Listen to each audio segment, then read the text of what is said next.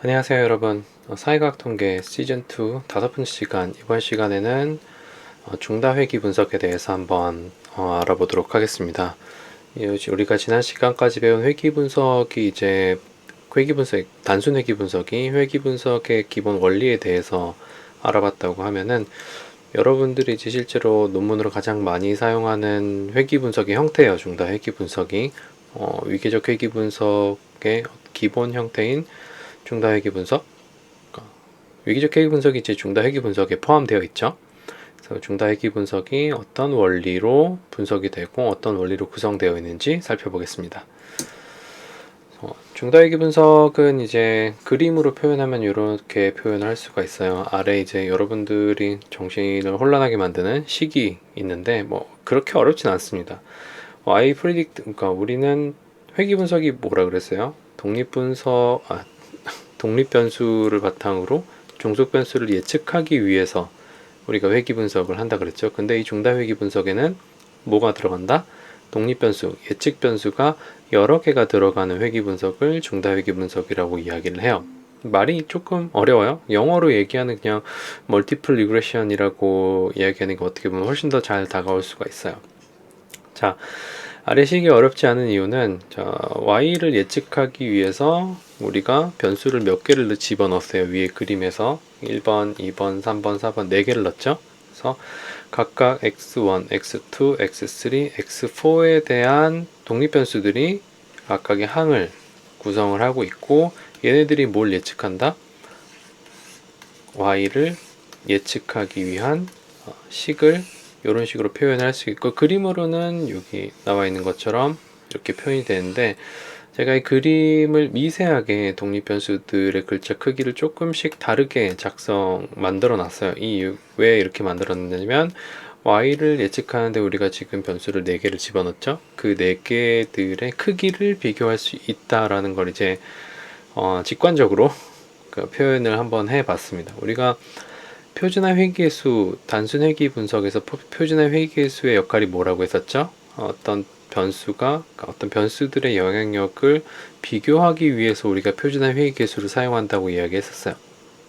그게 단순 회귀 분석에서는 그렇게 큰 의미가 없긴 하지만, 중다 회귀 분석에서는 이 표준화 회귀계수가 어떤 역할을 할 수 있게 됩니다. 근데 또 미리 결론이라기보다는 실질적으로 여러분들이 사용하는 중다 회귀 분석의 형태는 위계적 회귀 분석의 형태고, 또 매개 효과라든지 조절 효과라든지 어떤 모델을 그려갖고 그 모델을 분석하기 때문에 표준화 회귀 계수가 그렇게 많이 사용되진 않아요. 비표준화 회귀계수로도 충분히 설명을 할 수가 있기 때문에 그런데, 자, 어쨌든 그런 자세한 것들은 차차 우리가 이야기를 해보도록 하고, 중다 회귀 분석에 대해서 한번 알아보겠습니다. 자, 중다 회귀 분석에서 예측 변수의 종류는 연속 변수랑 비연속 변수 2개 다 사용될 수가 있다고 했어요. 우리가 예전에 척도에 따른 그 분석 방법, 아마 시즌 1의 챕터 2였나 3였나 거기서 우리가 이야기를 했던 것 같은데, 거기서는 회귀 분석은 독립변수랑 종속변수가 어떤 형태일 때 사용한다고 얘기했었냐면, 독립변수, 그러니까 우리가 원인이 되는 변수하고 결과가 되는 변수가 둘 다 연속 변수일 때 회귀 분석을 사용한다고 했었어요. 그리고 예측하는 변수, 독립변수가 범주 변수거나 서열 변수고 종속 변수가 연속 변수일 때는 우리가 분산 분석을 사용한다고 했는데, 자, 여기 추가로 하나 더 정보가 이제 들어가는 게 뭐냐면, 비연속 변수, 서열 변수나 명명 변수도 중다 회귀 분석에서 예측 변수로 사용이 될 수가 있습니다. 대신에 이 어떤 명명 변수나 서열 변수, 그러니까 비연속 변수가 예측 변수로 들어갔을 때는 우리가 해석이 조금 달라질 수가 있습니다. 자, 예측 변수가 연속 변수고 x가 연속이고 y가 연속일 때, 이때는 우리가 뭘 해석할 수 있냐면 기울기라는 거를 해석할 수가 있어요. 그래서 예측 변수가 1단위 증가할 경우에 y 중거 변수가 얼마나 증가를 하느냐, 기울기가 2라고 하면은 무슨 말이에요? y는 2x 라고 했을 때, 요런 1차 방정식이 있을 때 x가 1단위 증가할 때마다 y는 몇이 증가해요? 2개가 증가한다라는 기울기의 의미를 가지죠. 이게 예측 변수가 연속 변수일 때는 이 기울기의 의미로 우리가 그 회귀 분석에서 회귀식을 해석을 할 수가 있는데, 예측 변수가 명명 변수일 경우에, 예를 들어서 뭐 남녀 아니면 이제 동양인 서양인 이런 식으로 구분되는 변수를 사용했을 경우에는 얘를 갖다가 기울기로 해석을 할 수가 없습니다. 그래서 명목변수 예측 변수를 활용하기 위해서는 뭐 가변수로 이제 변환이 필요하다고 하는데, 우리는 거기까지 이야기는 하지 않겠어요. 여러분들이 여기서 알아둬야 될 거는, 이 기울기를 해석하기 위해서는 예측 변수 x 독립 변수가 뭐여야 된다? 연속 변수의 형태로 존재해야 된다. 네, 여기까지만 알아두면 될 것 같아요. 그리고 추가적으로 명명 변수나 아니면 서열 변수, 그런 비연속 변수도 회귀 분석에서 예측 변수 혹은 독립 변수로 사용될 수 있다. 이렇게 알아두면 될 것 같습니다. 자, 본격적으로 중다회귀 분석이 어떤 형태를 하고 있는지 한번 볼게요. 뭐 적응 유연성, 뭔가 이제 상황이 변할 때 유연하게 적응할 수 있는지 없는지 이런 거 하고, 자존감, 그 다음 스트레스가 주관적 안정감을 예측을 하는가, 주관적 안정감 예측하는가, 플러스 얼마나 설명하는가, 혹은 얼마나 영향을 미치는가.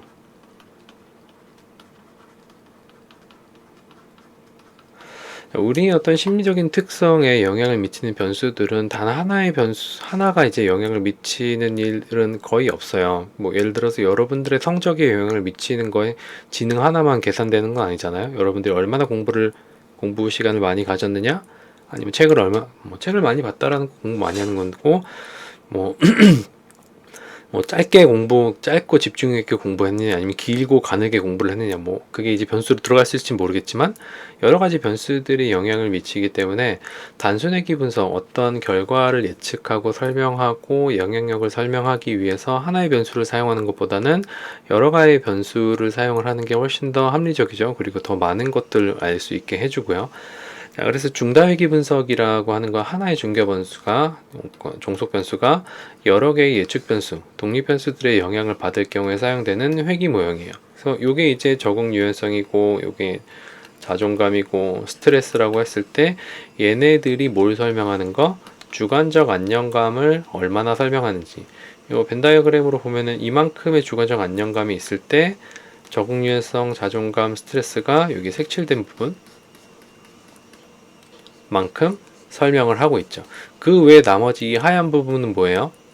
이 하얀 부분은 우리가 투입한 이 세 변수 외에 다른 걸로 설명되는 어떤 부분인 거죠. 그럼 얘는 뭐예요?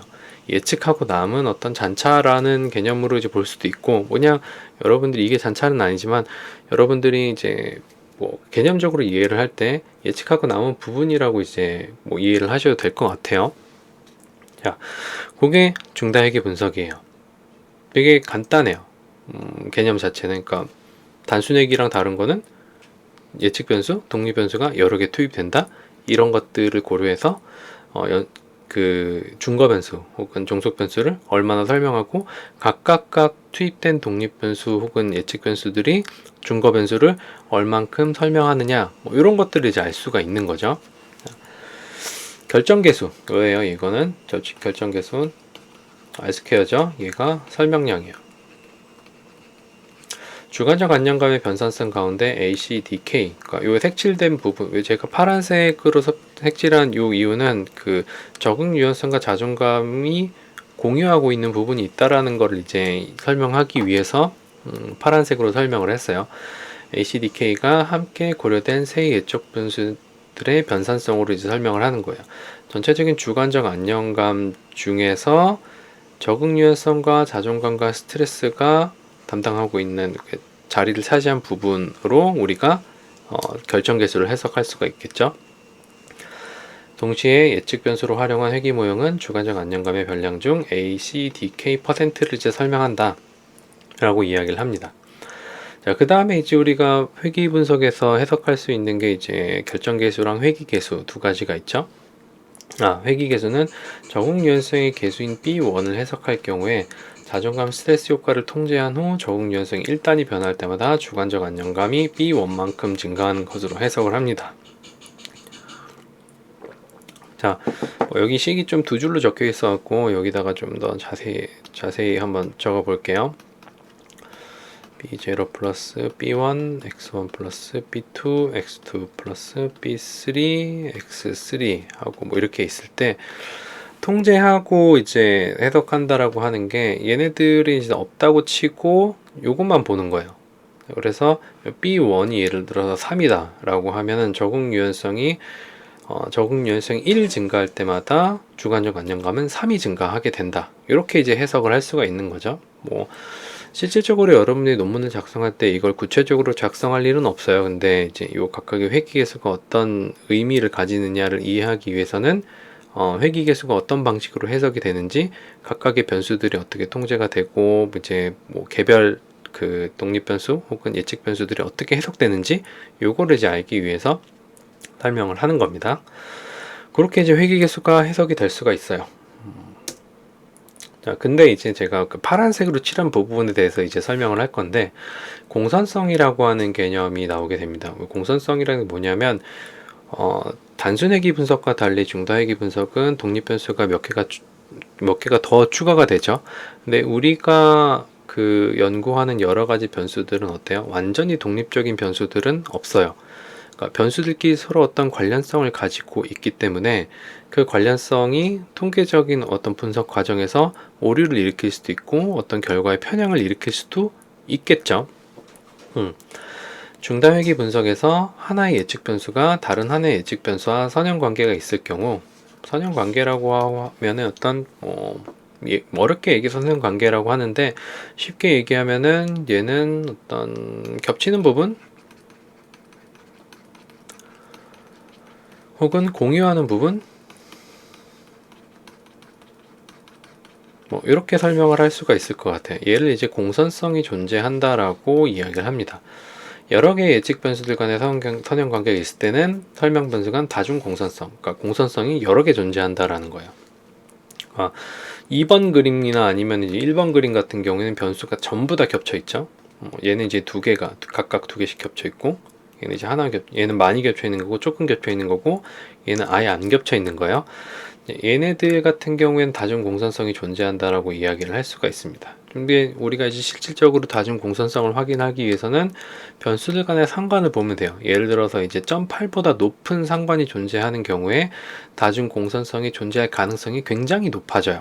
여기 이제 요 그림을 봤을 때 A하고 B랑 겹치는 부분이 굉장히 많죠. 그럼 얘가 어떻게 보면은 이 둘이 A하고 B가 서로 완전히 다른 변수라고 얘기를 할 수가 있을까요? 어떻게 보면은 통계적으로는 이 개념을 구분하지 못하는 거예요. 겹쳐있는 부분이 굉장히 많기 때문에. 그래서 얘네들이 이제 제거되고 나서 이제 그 실제로 분석을 해보면은 순수하게 A가 영향을 주는 영역은 얼만큼밖에 안 되는 거예요. A가 영향을 주는 거는 이만큼밖에 안 되는 거예요. 나머지는 B와 같이 이제 영향을 주게 되는 거죠. 그렇기 때문에 실제로 A만 집어넣었을 때는 이만큼인데 B랑 같이 집어넣게 되면 얘가 제거가 되니까 요만큼만 우리가 결과를 얻을 수밖에 없게 되는 거예요.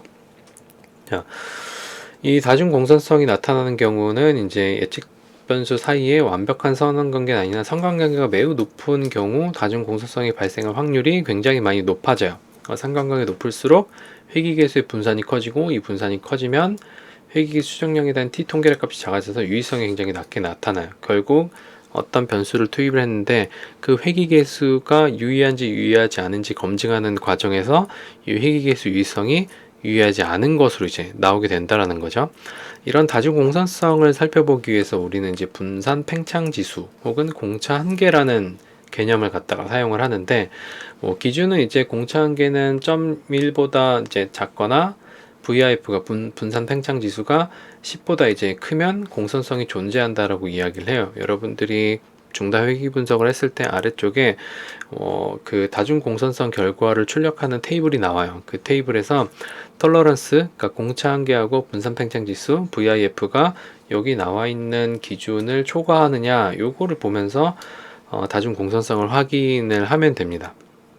근데 뭐 웬만한 변수들 사이에서는 다중 공산성이 그렇게 많이 나타나지가 않아요. 근데 여러분들이 혹시나 우울이랑 불안 이거 두 개를 이제 같이 한다거나 뭐 이런 경우에는 다중 공산성이 높게 나타날 수가 있겠죠. 그리고 그 다중 공산성으로 인해서 변수들 간의 관계를 설명하는 데 있어서 x가 y에 영향을 미치는데 뭐 다른 여러 가지 변수들이 종속 변이, 그 준거 변수를 예측하거나 설명하는 결과들을 이제 왜곡시키거나 혹은 편향되게 만들 수가 있다라는 거죠.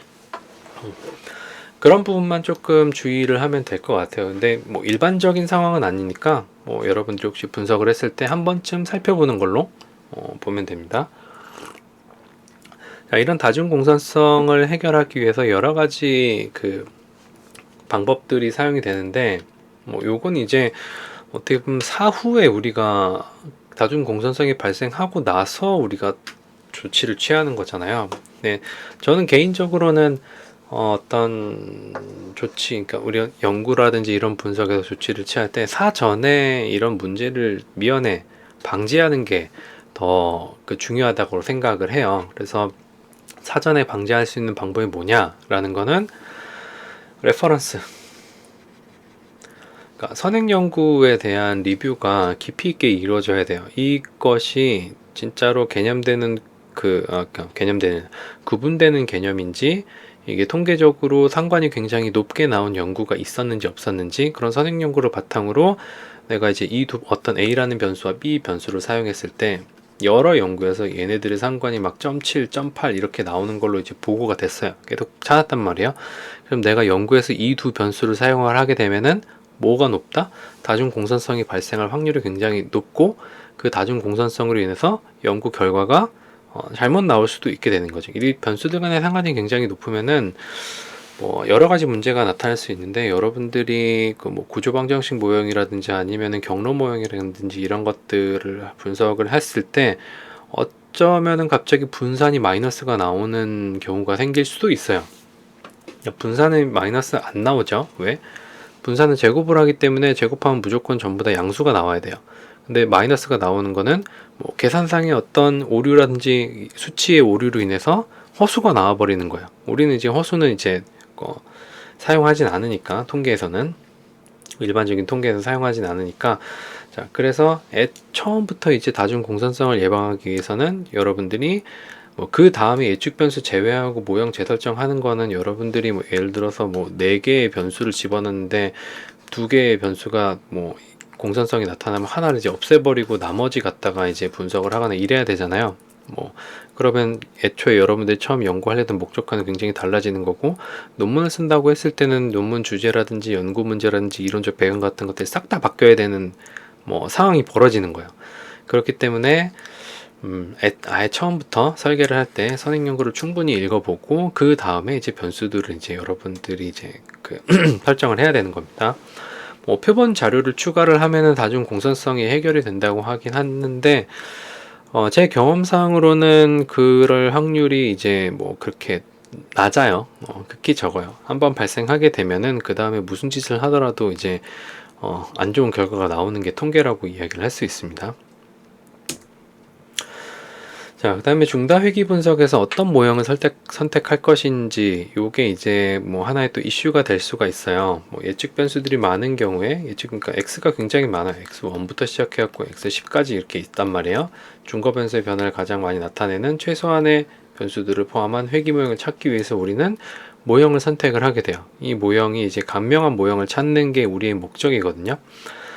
뭐 간명한 모형을 찾으려면 이제 하나 갖다 설명하면 되잖아요 라고 얘기할 수 있겠지만 그 하나로도 이제 설명이 안 되는 경우가 굉장히 많기 때문에 어떤 변화의 원인을 딱 하나다 라고 설명하는 거는 뭔가 조금 충분하지 않잖아요. 우리 어떤 심리학의 연구라든지 이런 사회과학 연구에서 최대한 이제 간명하면서도 설명량이 괜찮은 모형을 찾기 위해서 우리가 중다회귀 분석의 여러 모형들 중 하나를 이제 선택을 하게 되는데 결론은 이제 우리는 실제로 연구를 할 때는 위계적 회귀 분석이라는 방법을 사용을 합니다.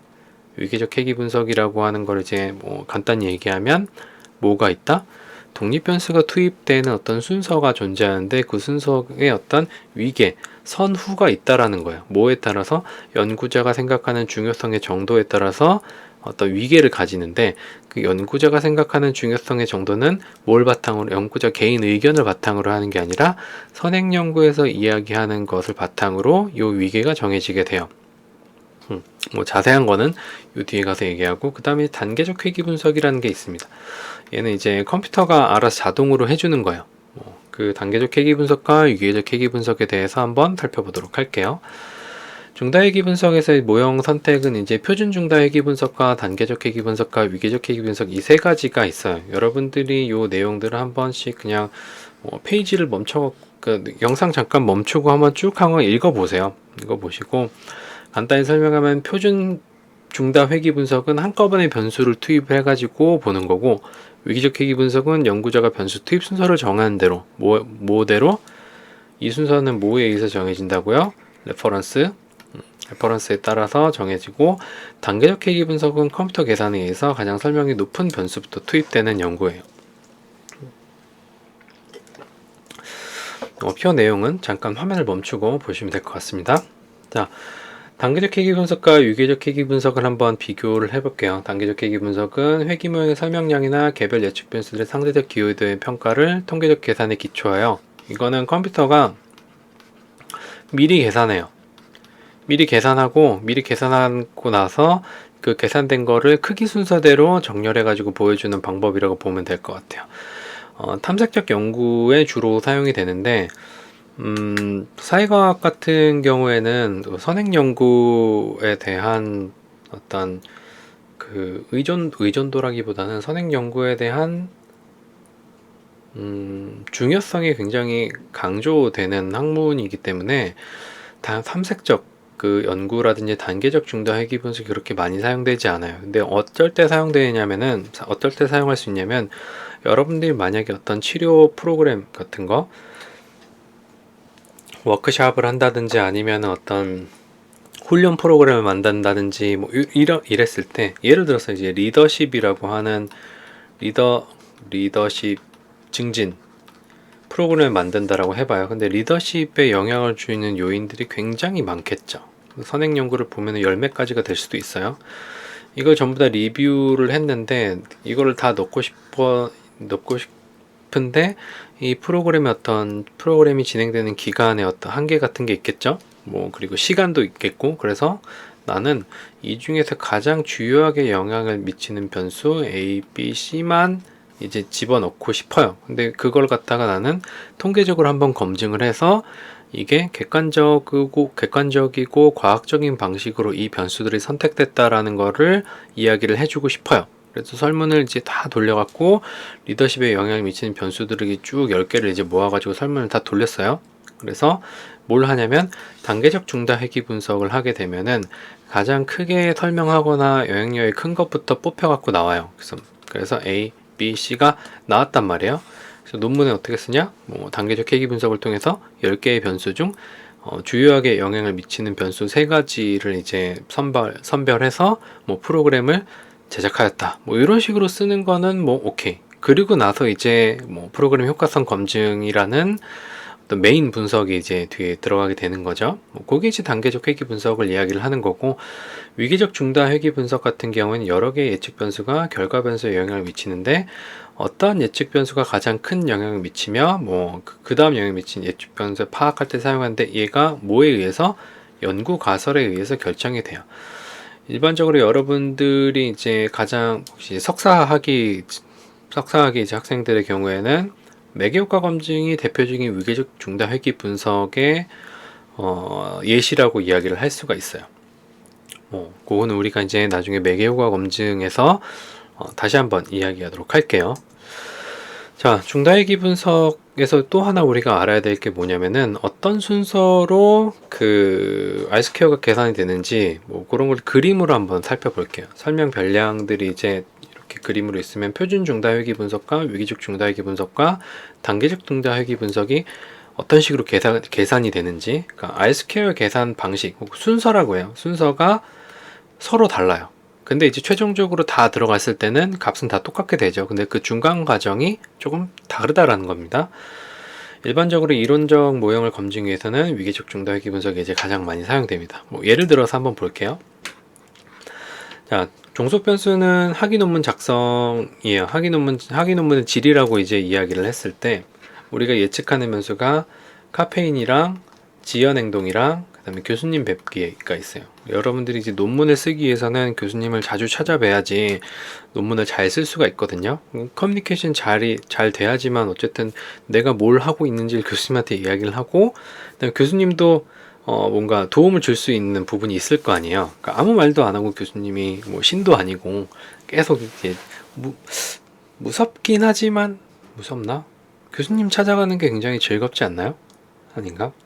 난 되게 신나고 그랬었는데 교수님 죄송합니다. 자, 아무튼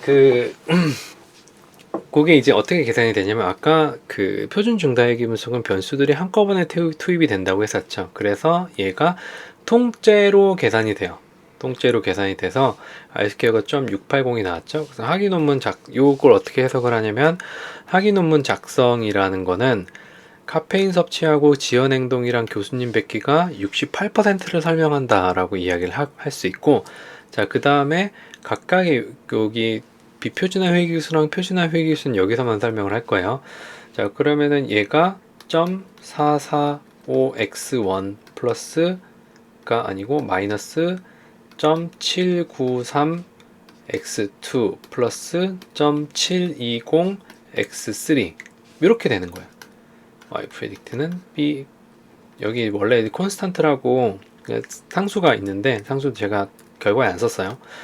자, 요게 이제 비표준화 계수가 이 회귀식에 사용되는 방식이에요. 그러니까 요때 이제 비표준화 계수가 사용이 됩니다, 실질적으로. 자, 그 다음에 얘는 표준화 계수죠. 대부분의 비표준화 계수 크기가 표준화 회귀 계수 크기랑 약간 좀 유관되게 변하긴 해요. 유관되게 변하긴 하는데, 비표준화 회귀계수는 크기 비교가 안 된다라고 얘기했었죠. 네, 표준화 회귀계수는 크기 비교가 가능하다 그랬어요. 그러면 이 중에서 가장 크게 영향을 미치는 건 뭐예요? 지연 행동이에요. 그러니까 지연 행동이 마이너스로 되어 있죠. 이거는 지연 행동을 많이 할수록 논문의 질이 떨어진다라고 이야기를 하겠죠. 지연 행동을 적게 할수록 논문의 질이 올라가는 거고, 부적인 영향을 미친다라고 우리가 이제 기술을 할 수가 있습니다, 결과에서. 그 다음에 크기가 교수님 뵙기고, 그 다음에 이제 카페인 섭취량이에요. 여러분들이 이제 논문 쓰고, 저는 박사학위 논문 쓸 때 한 5일 정도를 거의 밤을 새다시피 한 것 같아요. 그래서 앞에다가 이제 그 카페인 음료들 쌓아놓고 막 쓰긴 했었는데, 아무튼 그 카페인 섭취량도 굉장히 중요한 영향을 미친다라는 거 우리가 알 수가 있겠죠. 첫 번째는 미루지 않고, 두 번째는 교수님을 찾아뵙고, 그 다음에 뭐예요? 카페인을 마시면서 논문을 쓰면 논문을 잘 쓸 수가 있어요. 이건 제 경험입니다. 자, 요거는 위계적 중다회귀 분석이에요. 그러니까 내가 생각했을 때는 지연 행동 이런 거 말고 교수님을 찾아뵙는 게 가장 중요하다고 생각을 해요. 그래서 맨 처음에 뭘 집어넣어요? 요 교수님 뵙기를 처음에 집어넣게 된 거예요. 그래서 학위 논문 작성이 교수님 뵙기를 설명하는 양이 어떻게 돼요? 17.4%가 된다요. 자, 그 다음에는 뭐다? 내가 생각했을 때 요거는 위계적이에요. 내가 생각했을 때 선행 연구도 있다라고 쳐요. 그렇게. 그 다음에는 지연 행동을 안 하는 게 그 다음으로 중요하다라고 이제 선행 연구에서 봤어요. 그래서 두 번째로 지연 행동을 집어넣게 돼요.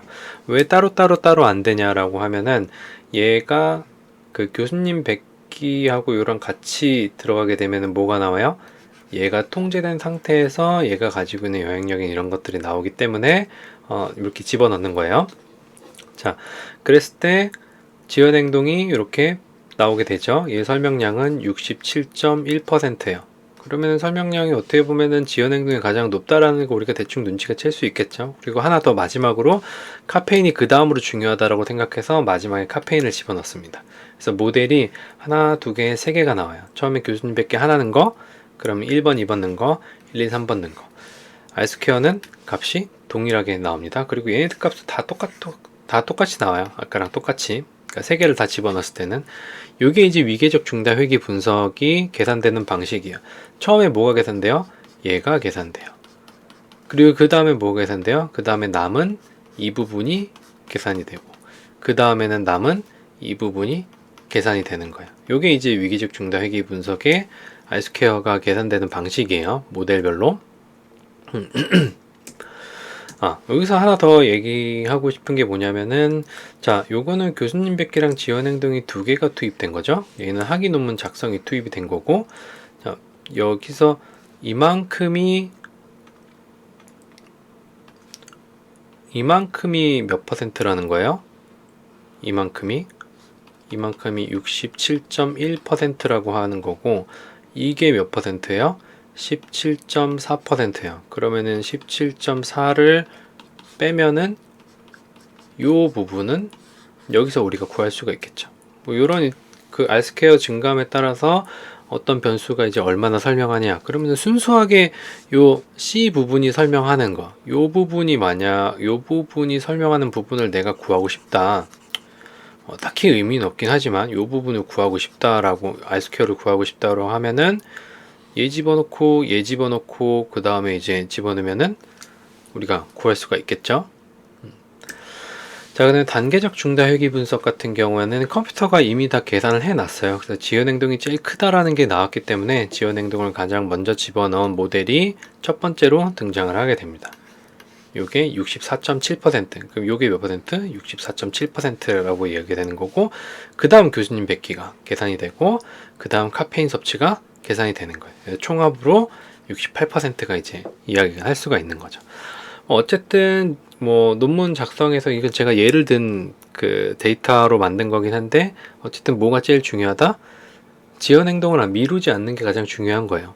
미루지 말고 그 다음 교수님을 뵙고 그 다음에 이제 카페인을 마시면 성공적인 논문 작성을 할 수 있다라는 거죠.